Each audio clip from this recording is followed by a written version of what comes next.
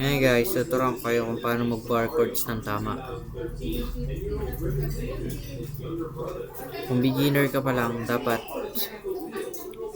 lagi mo itong practicein. Ito dapat, yung pag-bar mo ganito, medyo tagilid siya dapat. Ito yung daliri natin, curve mo lang na unti. Tapos, ilalapat mo siya dito. Ito yung daliri ko na naka-bar chords. Medyo nakatagalid, di ba? At ang daliri, dapat nasa likod to. Nakapatong yan, nakapatong yan dyan, oh. Tapos, medyo nakatagilid. Yun, medyo tumutunog na. Dapat tutunog yan. Para mas simulan mo muna dito. Dalawang fret mo muna. Tapos pataas ng pataas.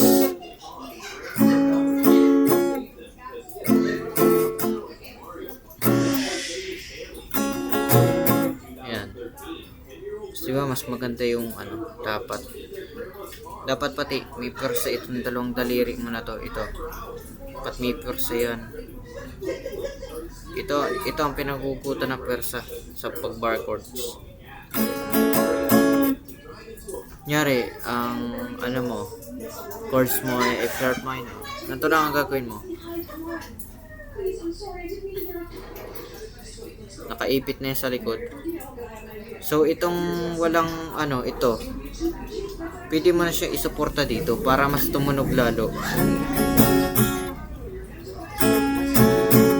Pwede mo nang tagkalin, pero mas kung nag-aaral ka pa lang, mas patong mo yan.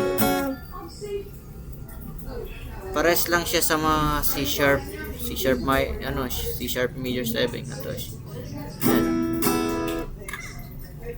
B major 7. Kung ano mang klaseng bar chords yan. Dapat lagi tayong nagpa-practice.